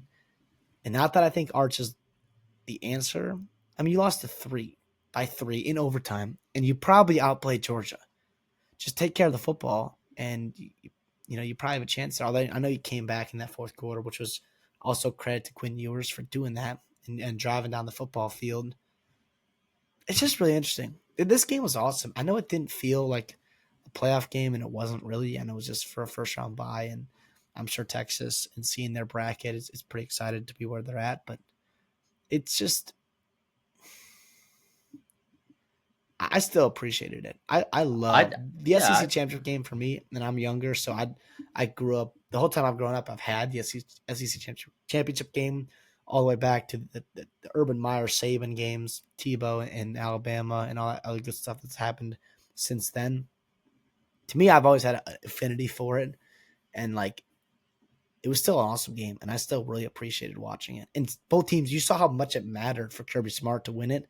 You saw how much it mattered for those players to win it. As soon as they scored, they're storming the field and they're running and so excited. And I think that's awesome. yeah, I do too. And Kirby Smart said in his preseason press conference, because he was asked, like, hey, with this new 12-team format, like, what is the incentive to play in conference championship? And Kirby Smart basically was just like, winning an SEC championship means everything, like, which I loved, right? Because make conference championships mean something, and part of that is it's the intrinsic value that the team puts on it as well, right? And I think Kirby Smart understands the value of that. Like winning the SEC is difficult, difficult to do. And now with the 12 team playoff, it might be a little bit harder to win the national championship now because you got to win more games. But I don't know. I don't know. It'd be difficult to quantify now. We'd have zero data on that. So me saying that is probably a little bit preemptive. But I think it mattered this game, and I enjoyed watching it. I think it did suck that really we knew that both these teams were going to be likely in the playoffs, and we probably knew right that both of them were going to be in the playoffs. But I don't know. It still was an enjoyable game, and the seedings did get shaken up, and they do matter because now there's plenty of different matchups. Now Georgia gets a bye, which is a big deal. Texas gets put on the side of a bracket that's pretty favorable. So for both these teams, I think it mattered, and it was a good game. And we had a high level of football being played. Backup quarterbacks for both teams. I mean, if you were telling me the over under of quarterbacks played in this game was 3.5, I would have been we're probably going to see 3 quarterbacks in this game. So seeing 4 was pretty wild in this game, and yeah, it's a good football game. It's the SEC championship, And also too for Georgia. Well, first of all, in the rest of the SEC, like I think there was a collective sigh of relief that Texas did not walk in the SEC and get a win, right? Because that would have, I think, would have been just first of all super obnoxious from our Texas fans, which we love.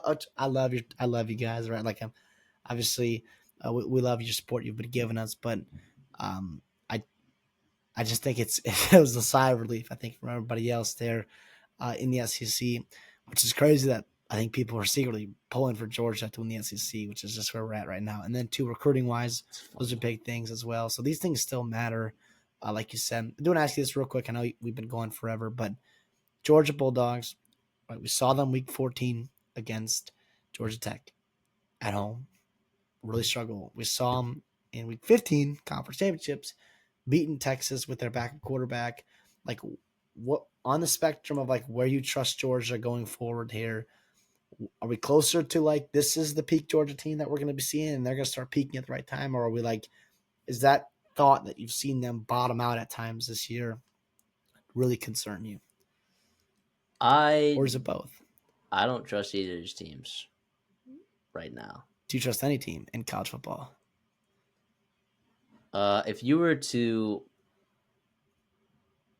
put a gun to my head and say, "Hey, this is the team that's playing the best football. This is the team that you think is going to win the national championship."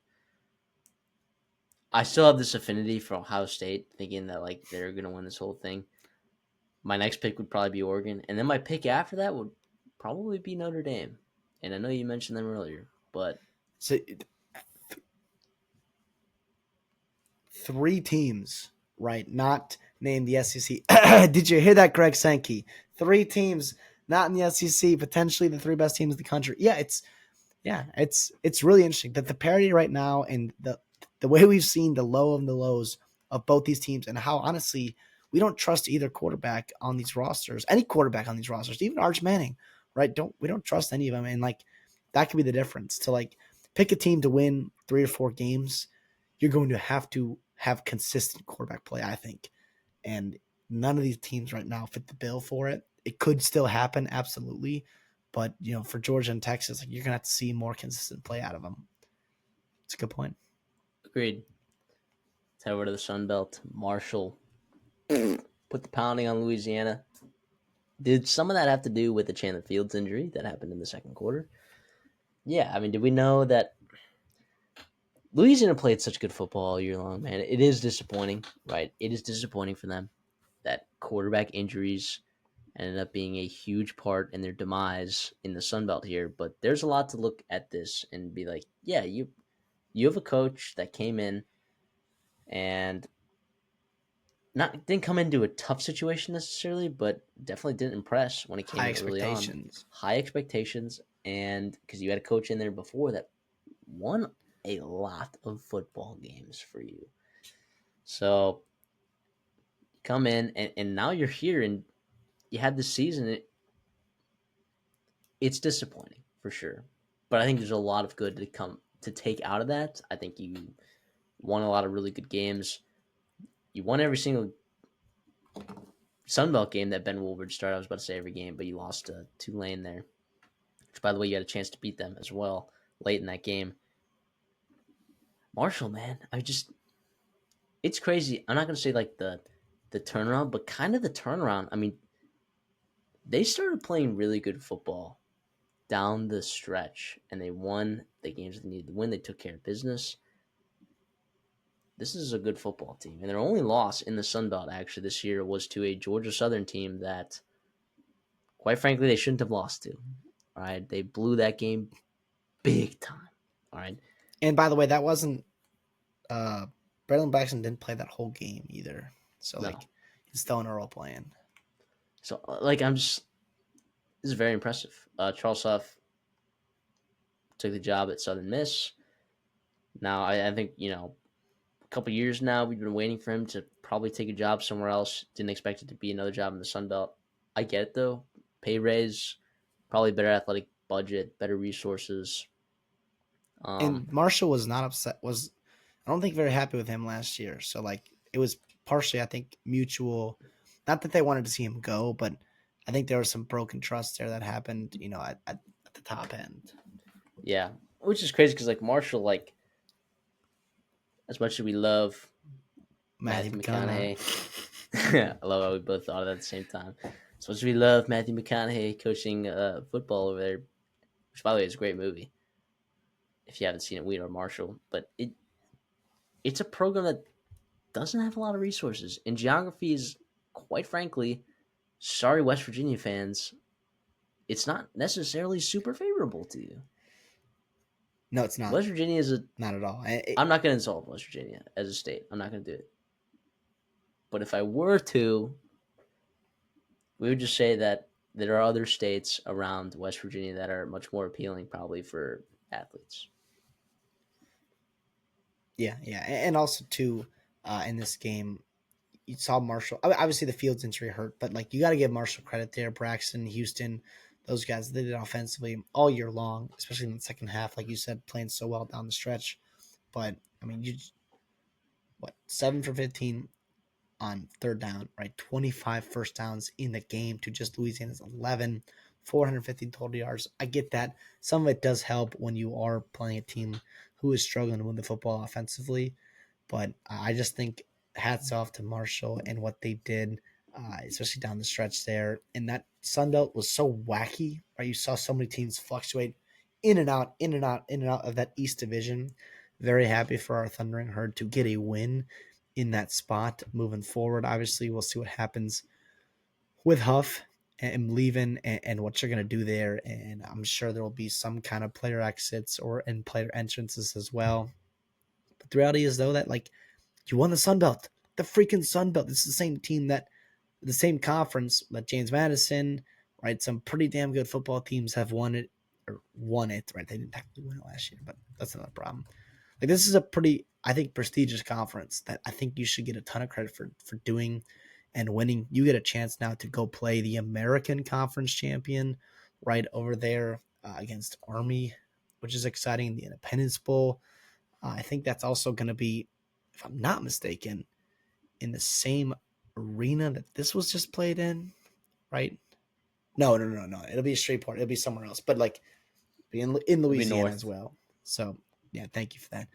But it's exciting, I think, for Marshall. Obviously, it's bittersweet losing your coach pretty shortly after, but you got to give them credit though. 10-3, they dominated front to back, and yeah, hats off to them. Yeah, first 10-win season since 2015 with the Doc Holiday over there. And Doc Holiday. the last, let's see, 5, 6, the last 7 10-win seasons for Marshall, okay, have resulted. It's probably Marshall 7 10-win seasons, by the way, as a program. That's pretty awesome. The last 7 ended in a bowl game victory. Hell yeah. 11 wins. This could be 11 wins for them. Now, Marshall is a 12-point underdog to an Army team that I quite frankly think matches up a little bit well over there with Marshall. But I think it'll be a good game. I mean, I'm not. I didn't see really any big Marshall transfers. I could be wrong about that. I guess I'll try to look them up now. But Well, I think Mike Green, is he going to be playing in the? I hope Mike Green's playing in the bowl game. I hope so. But yeah, not seeing. Oh yeah, he committed to it. Let's freaking go. Yeah, dude. So they're gonna be getting him full strength. And Army will obviously be full strength, right? We know that they suit up for bowl games, right? So, uh, yeah, I'm excited for that game. But yeah, credit to Marshall, dude. Credit Charles Huff. Credit Louisiana, right? This was a fun Sun Belt to cover this year because of how wild the divisions ended up being, and both divisions came down to the last week, right? One of the few conferences that still have divisions left because they haven't been as badly hurt by conference realignment as some other conferences have been. So I kind of like the division format if you do it right, and it feels like the Sun Belt kind of nailed it.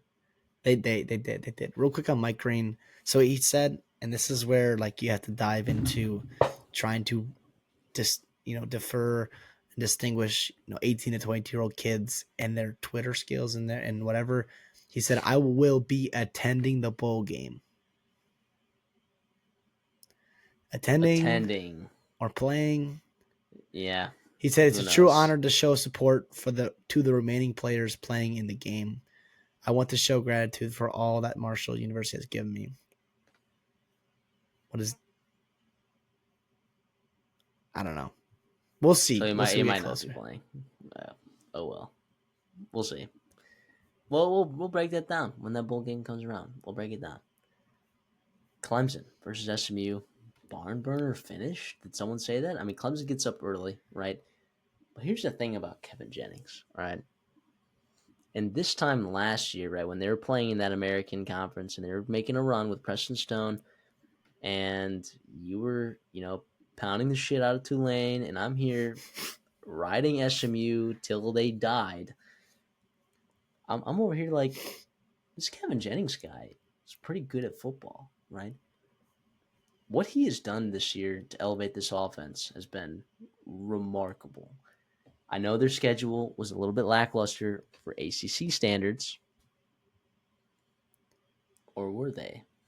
Just kidding. The ACC is a great conference. Everyone should know that. But the SMU took care of business down the road, and they come in this game and they gave Clemson kind of a knuckle sandwich in that second half in that fourth quarter. Man, just they gave Dabo and the boys all they could handle down to the end. Yeah, you had some miscues in that first half there. The interception, the fumble early on, missed field goal as well. I know it was from 50 plus, but some points left on the board there maybe led to, some opportunities for Clemson out on that first start, which was just a pretty brutal way to start your ACC championship debut, going fumble, and then a couple plays later, touchdown there by Brian Wesco, who was sensational for Clemson. We talked about the Yeah, wide receiving core that needed to be making plays. Williams had that really nice play at the end of the game. Wesco had some big time plays all throughout. The tight end got involved, bringing Stool. TJ Moore, the true freshman. I mean, it has been really fun to see the development of Bryant Wesco and TJ Moore all throughout the year. We saw it in splashes and flashes right a week ago against South Carolina, but they really put it together consistently. I think again, Phil Maffa, didn't quite get it done on the ground, and you put a lot on the shoulders of Klubnik, which was also part of the reason why you let a team like SMU come back in the game on you, right? Where you couldn't run the football, you couldn't put this in and just ice this game away. The last three quarters of it. So yeah, hats off to SMU for finishing and just giving them a chance to make the playoffs, right? That was big. I think style points in this game, right? Not that I don't know if it would have changed things, but I do think losing on a last second 50-yard field goal, a lot different than losing by 21 points. And I agree. I think that could have been a very, very easy reason because let's be honest, the committee was probably looking for reasons to leave you out, right? And you didn't, and you gave them a reason to put you in against a pretty good Clemson team that I picked to win the ACC, team I picked to win this football game and to cover. So, happy that worked out for me selfishly. But again, it was a very entertaining game. You mentioned Kevin Jennings. I didn't love he had to throw the ball 50 times and run the ball another 10 more. That is 60 times putting the ball in his hand to make a decision for you. I know he's very good, but this Clemson defense is very good too. And you saw sometimes getting into trouble with the fumble and the interception there. But yeah, he was sensational. Brashard Smith is a guy has turned into a real star for this SMU team on the ground. Would have loved to see a guy like RJ Maryland, and I'm sure our Mustang fans would have as well in this game, kind of compete in it, and obviously hope he's okay. How about the true freshman, Sammy Brown from Clemson? 14 tackles for them.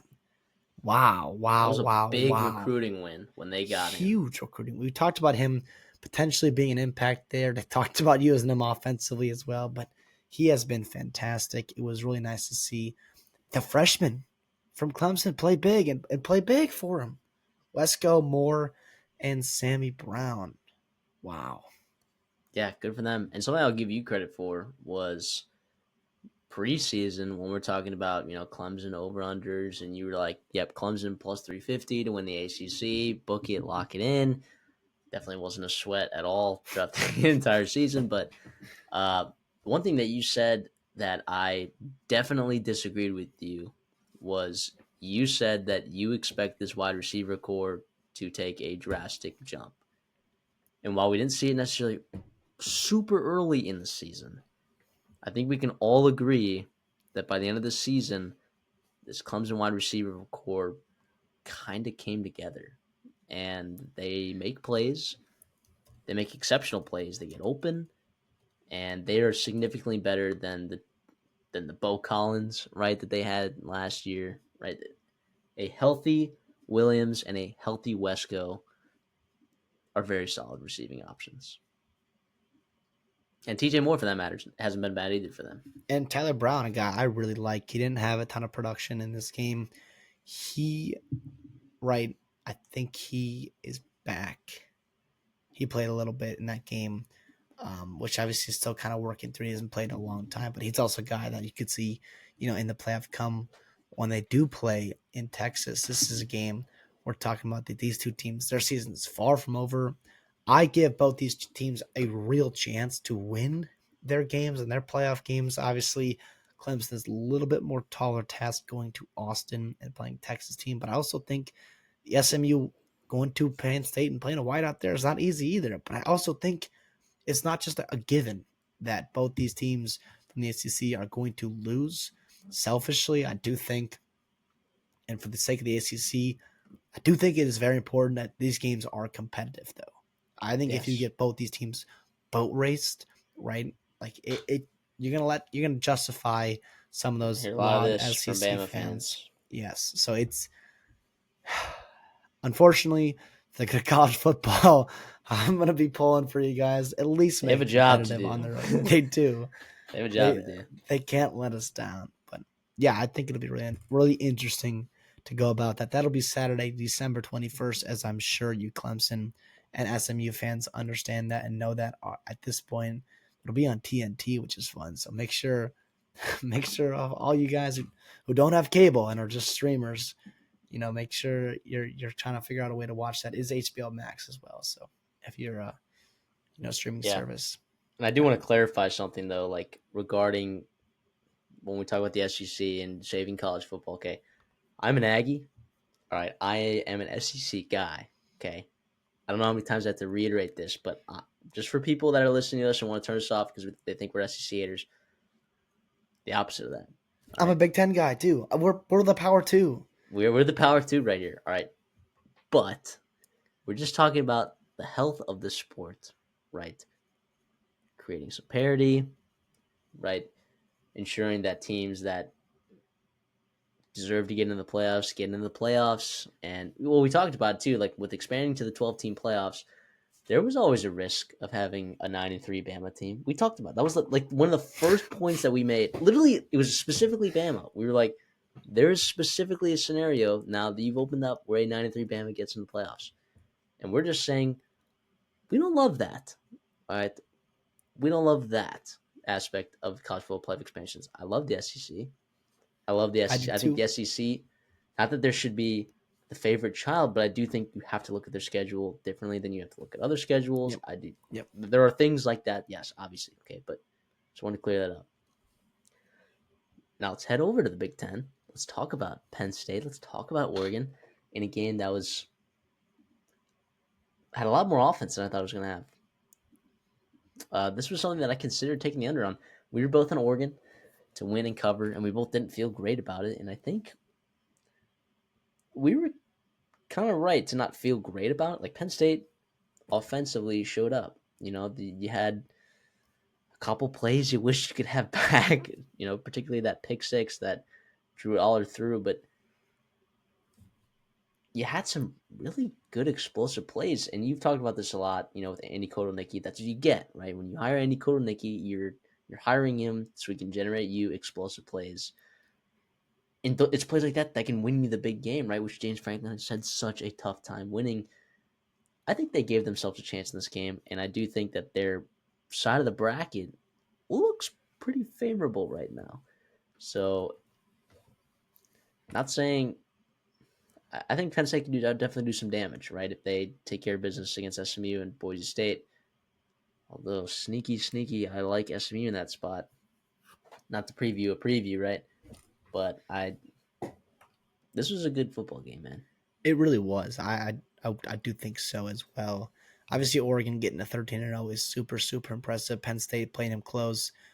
It was really interesting because the game was back and forth, but it was like it was just Penn State becoming so close to coming back and like maybe taking a lead late or whatever it may be.